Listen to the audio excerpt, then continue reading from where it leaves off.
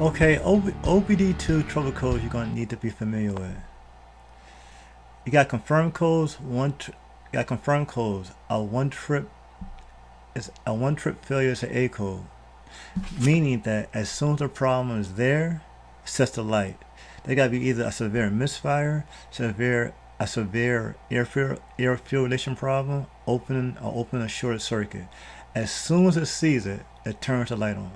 It's called a one trip failure, a type A code.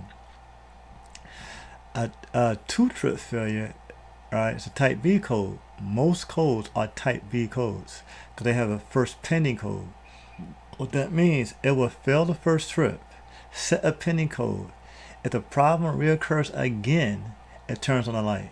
That's a type B code. And again, most codes are type B.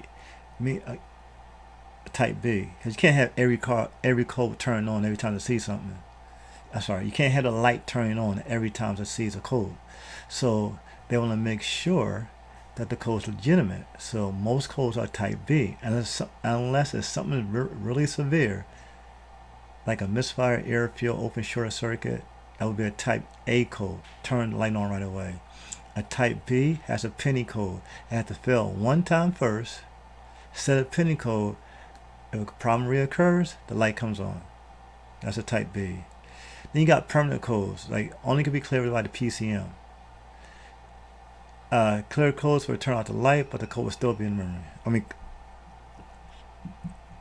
Here's a type A code again. A serious failure, drivability concerns, usually requires only a one trip to turn that light on. A one trip failure to turn that light on. A B, less critical, emissions requires two trips, meaning, like I said earlier, it's going to set a pending code first. C and D codes are not emission related. A trip, you heard me say the word trip. A trip is not like what you think. You take your car, drive it to the supermarket, and come back, and it's a trip. No. A trip has certain enable criteria for each monitor to run, and every code has a monitor. Certain criteria for that monitor to run, and every code has a criteria for the monitor to run. When all the criteria has been met, a diagnostic test is performed. So, for instance, catalytic converter. For that monitor to run, the car has to be running at 55 miles an hour for like 3 to 5 minutes, steady throttle.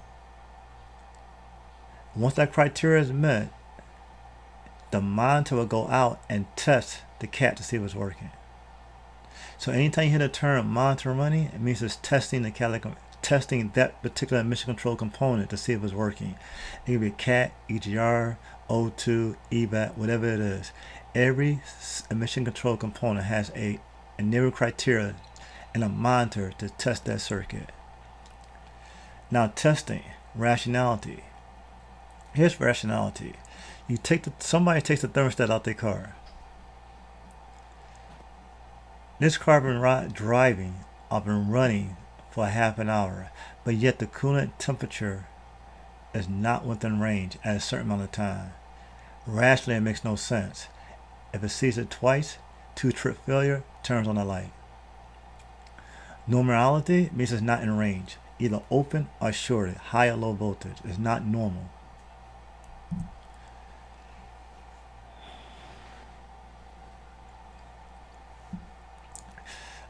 What's the criteria? A set of conditions to be met before the test is performed. Like I said earlier, for a EVAP system, if one of the criteria for the EVAP system, it got to be a quarter. The gas fuel level, it has to be between a quarter of a tank and 3/4 of a tank. That's one of the criteria for that monitor will run. And sometimes it got to sit for 6 to 8 hours also. That's a criteria. EGR may be drive the car at 55 miles an hour with 3 to 5 minutes. D-cell don't hit the brakes. That might be a criteria for the monitor to run. Every emission component has a criteria to run that monitor. Temperature, time, speed, and load. It depends on what the manufacturer set up for it. All codes have a criteria. Normality, a circuit is out of range. It says the range is 0.5 to 4.5 volts. And the computer does not see that, either seeing 0 or 5. That's out of range. You can set a code for that.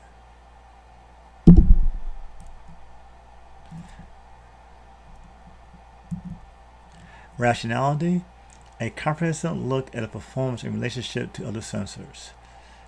Here's another one. You're driving down the freeway. The TPS says the car is at idle with a low voltage rating.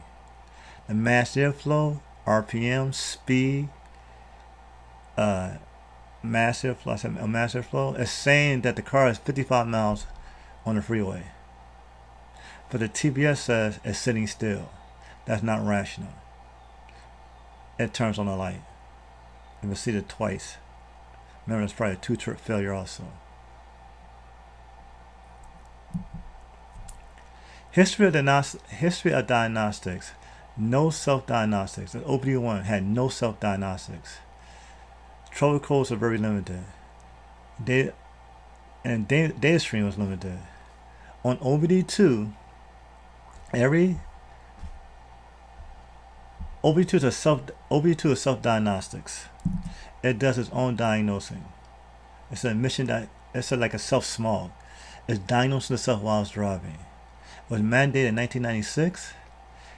The terms were standardized. Code requirements had to be met. Diagnostic requirements had to be the same across the board. Well, on the generic side anyway, just like the codes. On the generic side, they're all the same. And it had to have sensor monitoring. Okay, that's a basic overview of OBD II. You need to understand those terms because you're going to have information like this on the test. You need to understand it for the test. Have any questions? Hit me up in class. Thanks.